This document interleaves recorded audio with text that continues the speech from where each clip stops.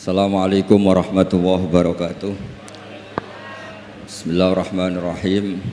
Alhamdulillahirabbil alamin wassalatu wassalamu ala asyrofil mursalin sayyidina maulana Muhammadin wa ala alihi washabihi ajmain. Amma ba'du. Yang kita hormati bersama guru kita bersama Kiai Haji Abdul Wahab Maimun, semua keluarga besar Mbah Maimun, Gus Yofur, Neng Nadia, semuanya kita hormati, dari Pertamina semuanya, wonten Mas Ari, wonten Mas Solihin, Mas Latif, semuanya saya hormati. Saya sebetulnya sudah 3 tahun yang lalu sering dimintai ngaji sama Pertamina, dan karena saya sudah daftar jadi resi, tengok-tengok di rumah itu sudah nggak mau ya. Alhamdulillah Pertamina punya cara yang agak nggak benar itu, memanfaatkan Gus Yofur ngundang saya. Semoga Allah memaafkan. Itu otak politiknya masih jalan. Tapi alhamdulillah semoga ini kesalahan yang dimaafkan Allah Subhanahu wa taala. Karena politik itu penting. Dulu itu ada orang berdoa di depan makam Rasulullah SAW. Itu doanya itu agak mengganggu, itu agak menteror. Ya Allah, jika saya jadi orang baik, maka yang senang ini kekasihmu, yaitu Rasulullah SAW. Tapi kalau saya jadi orang jelek, itu yang senang musuhmu, yaitu setan. Monggo terserah, jenengan mau menyenangkan kekasih jenengan atau menyenangkan musuh jenengan, monggo monggo. Itu kata Allah, ini agak repot. Intinya terus, ya sudah kamu jadi orang baik saja, biar kekasih saya seneng. Jadi kadang-kadang hubungan dengan Allah juga harus pakai politik gitu. Jadi in kuntu sholihan surra habibuk. Kalau saya jadi orang soleh maka yang senang kekasihmu. Kalau saya jadi orang jelek yang senang itu musuh engkau. Terserah jenengan sebagai Tuhan milih mana, menyenangkan kekasihmu atau menyenangkan musuhmu. Jadi kadang-kadang dalam dunia ngaji itu juga harus ada akal-akalan gitu. Saya berkali-kali jadi korban. Sebenarnya saya senang uzlah itu bukan karena apa-apa. Satu, iktifa dengan kiai yang sudah ada. Kedua, ya bapak saya itu namanya Kiai Nur Salim, itu punya bapak namanya Mbah Nur Sam. Sepuh-sepuh itu memang uzlah. Mungkin faktor gen. Jadi saya membatasi sekali. Tadi neruskan ngajinya Gus Yofur, saya disuruh agak lama, tapi bukan lama, agak lama itu ya 15 menit sambil nunggu Gus Idror. Tadi beliau cerita Mbah Maimun itu menjadikan belajar itu Torekoh itu ilmu, kata Mbah Mun, mengajar. Jadi beliau saking tawaduknya nggak pakai bahasa Arab. Memang teks hadisnya itu Arabnya itu ad-dunya mal'unah, mal'unun ma fiha illa dzikrawah wa ma walahu, aw aliman aw muta'aliman. Jadi dunia ini semuanya terlaknati kecuali yang terkait ingat Allah, ingat belajar, ingat ilmu. Saya sering, karena saya ini termasuk peneliti, saya bikin analogi. Ada rumah itu lengkap, ada kamar mandinya, ada kamar tidurnya, ada makanannya. Tentu yang masuk rumah itu terburuk itu adalah nggak ngerti yang punya rumah itu siapa. Nggak punya rumah itu siapa, kamu langsung makan, langsung tidur, langsung memanfaatkan isi rumah itu tanpa ingin tahu yang punya siapa. Betapa buruknya itu. Nah, kira-kira seperti itulah pengajaran kita di pesantren.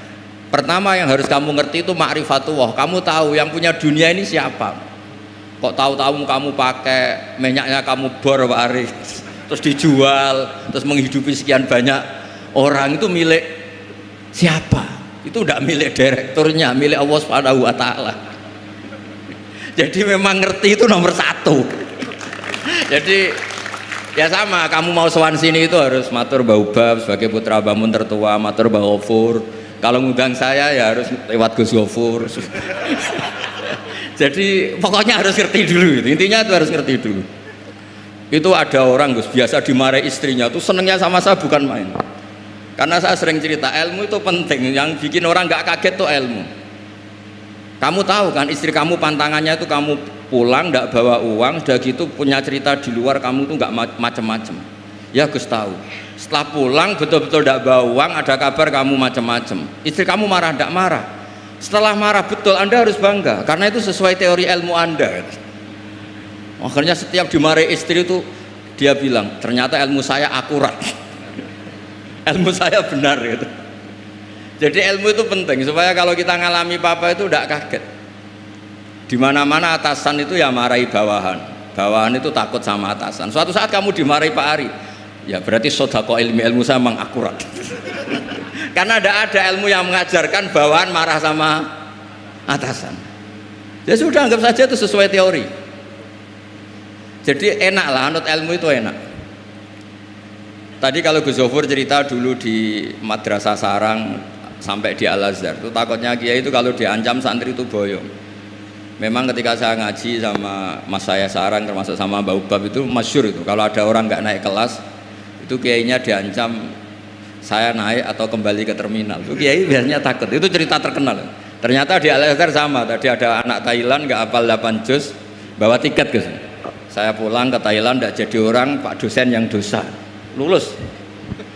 Lah itu di cerita-cerita yang diceritakan Said Muhammad termasuk di Abu Abdul Farad juga gitu. Ada orang tuh dosanya banyak sekali, kesalahannya banyak sekali. Sampai diceritakan itu kesalahannya digelar itu tis'atan wa tis'ina sijilan. Kullu sijilin maddul basor. Jadi dokumen kesalahannya itu 99 bok kotak, per kotak itu sepanjang mata melihat. Sampai orang ini putus asa karena pasti masuk neraka. Tapi kata Allah, kamu tenang saja. Dan Allah itu sangat, ya kalau boleh dibahasakan itu sangat fair.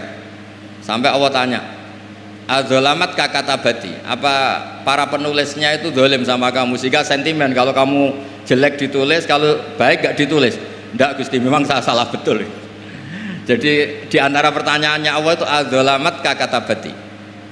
Akhirnya terus sampai itu nyata salah, terus kata Allah, la zulma alaikal yaum, kamu tenang saja, kamu punya satu kebaikan. Terus Allah mengeluarkan satu kotak kecil. Terus kata orang itu, sudah Gusti, gak usah, gak penting. Masa 99 box dilawan kotak kecil. Tapi di situ isinya itu kalimat la ilaha illallah Muhammadur Rasulullah. Ketika malaikat disuruh nimbang sama, coba timbang kesalahan yang sebanyak itu dengan hadil kalimat. Fatosat as-sijillat. Ternyata yang menang itu kalimat la ilaha illallah, yang ini salah, nggak diabaikan. Itu terus kata hadis terakhir, fala yaskulu ma'asmillahi ta'ala sayun. Dibanding kalimat ini semuanya itu nggak ada artinya. Karena kira-kira logikanya gini, malaikat bisa diteror sama Allah. Kamu berani ngabaikan nama saya. Jadi kalau saya dipanggil orang 1000, terus satu Gus Zofur, itu milih Gus Zofur, kamu berani mengabaikan putra Mbah Maimun? Kan saya tidak berani. Jadi kira-kira gitu, malaikat ditanya sama Allah, kamu berani mengabaikan kalimah la ilaha illallah? Ya tidak berani Gus, dia sudah menangkan.